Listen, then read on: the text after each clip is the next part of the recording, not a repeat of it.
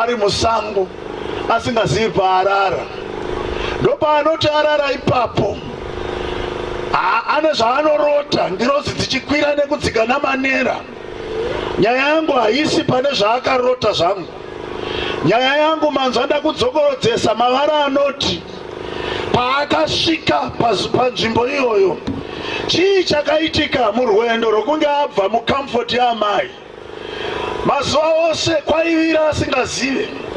Ndavamai vaiti kana kosviba vanomutungamidzira mwenje. Mazuva ose kwaivira asingazive. Ndavamai vaimupa comfort nehospitality yokuti kana nguva dzokurara yasvika anowaridzira onzi chienda unorara mwanangu. Asi pazuva iri kekutanga muupenyu hwake akariona namaziso ake zuva richinonyura. Amen. Akariona namaziso ake zuva richikwira richikwira. Hakuna wabikira, hakuna mhanya nemvura. Shasha iri kufamba iri kuenda nerwendo kusvika zuva harimiri nekuti muwabva pana mai. Zuva harimiri nekuti zvinhu hazisiri zvazvanga zviri. Kana uchirwara zuva rinofamba. Kana uchifara zuva rinofamba. Kana uine vaenzi zuva rinofamba. Kana uri wega pasina hama yawakajaira kufamba nayo zuva rinofamba. Kushanduka kwemacircumstances nezvakakutenderedza hakumisi zuva. Saka zuva rakafamba. Ndosaka Bhaibheri iri kuinyatsotaura ichitsanangura kuti zuva rakabva ramuvirira kuita sekunge vamwe vose havana kuvirirwa nezuva. Ravirira iye oga chete. Nyamba munhu wese ari murima, asi nyaya yedu yakanangana nemukomana Jacob. Nhasi unondoda kutaura newe. Nyaya dzeupenyu hwako padzinokutevera hadzikuteverei makawanda. Hadzikuteverei nekuti munogara muraini rimwe chete. Hadzikuteverei nekuti munoera mutumbo mumwe chete. Hadzikuteverei kuti munopinda cell group imwe chete. Hadzikuteverei nekuti kana moenda kumagrosa munoenda mese. Kana mamboungana zvatakatoita pano nhasi uno, iwe uri kundinzwa, mumwe nemumwe achananga kwake. Kana nevanopinda pagoni rimwe pagedhe rimwe vanoenda kumba nemota imwe, mumwe nemumwe zuva rake rinovira panguva yaro. Panguva yaro.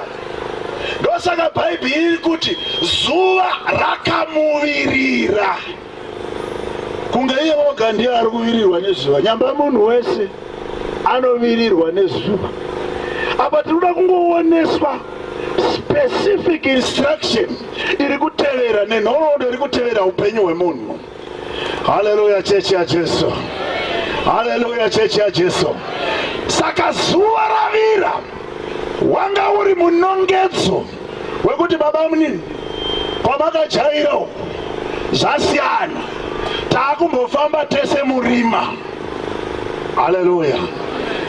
Kunyura kwezuva kunonongedzera mwaka mutsva uri unpleasant wema-challenges ava kuuya muupenyu hwake ayo achanosangana naye. Ndosaka muchiona, ndoda kuimhanyisa mberi mbichana, ndosaka muchiona paanobva ipapo anosiya aita chivimbiso naMwari kuti kana mukanditungamira kwandiri kuenda, mukanofamba neni ndikasvika, ndichadzoka zvekare pano netestimony yangu ndigokupai zvamunenge mandiwanisa. Mukandipa zvokudya, mukandipa zvokupfeka, mukanondivandudza kwandiri kuenda, mukandipa mhuri, ndichadzoka nokutendai pano. Ndokubva atanga rwendo rwekuenda kunotsvaka mukadzi kwaakanosvika kwaRabhani, asi nekuti zvinhu zuva ranga richakamuvirira. Halo, asvika ikoko munoziva yakatambika.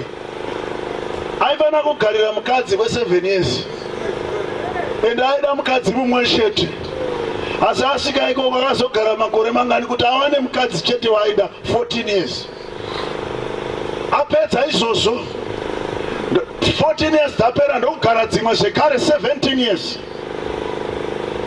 achishandiswa naatezvara, kusvika zuva raanozoti ko ini ndichashandirawo vana vangu rangu rini.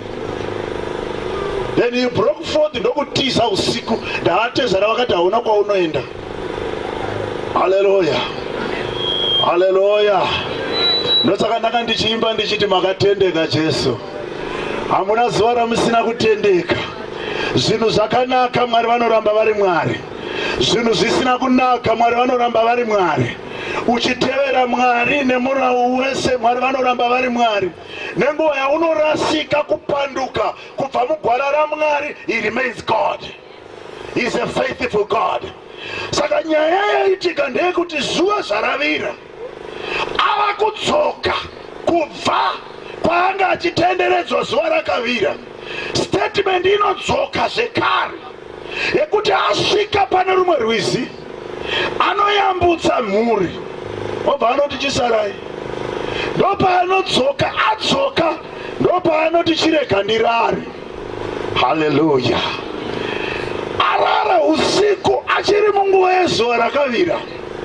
Ndopaanoona mutumwa anopfuura nepaari obva aita hondo naye. Ndoda kukuudza kuti dzimwe dzenguva chinhu chinoita kuti munhu anamate munamatiro waari kuita ndezvekwaari kubva nezviri kumutevera. Iwe problem yako ndeyekufunga kuti kunyura kwezuva rako ndokunyura kwezuva raneighbor wako. Chausiri kuziva ndechekuti pawanga uri mumushana hama yako yanga iri murima. Mazuva edu haina kufanana vadikani. Mwaka yedu haina kufanana. Mazuva okuseka akatosiyana. Mazuva emichato munoona vamwe vachichema. Munoti muchienda neconvoy mabhera achirira. Varoora vachiwaridza mazambia. Munosangana nevamwe vachiungudza. Panext pane graduation. Panext pane rufu. Mazuva edu akasiyaniswa naMwari. Nguva dzedu nemwaka yedu yakatotarwa yakadaro. Saka musati dadire kana zvakakunakirai. Munaziva kuti nemi nguva yekuchema ichauya. Haleluya, haleluya, haleluya. Munonzwa Mika achitaura, Mika chapter 7 verse 8. Usandiseke zvako muvengi wangu. Usandisoropodze kana kundiseka. Ndoda kuti uzive kuti ndichasimuka. Ndoda kuti usaseke hako rima rakakomberedza vana vangu pari zvino. Kune chiedza chichauya kana Mwari andirangarira. Mwaka yavanhu yakasiyana. Nguva dzavanhu dzakasiyana. Hatirarami zvakafanana. Pane chechi here panapa?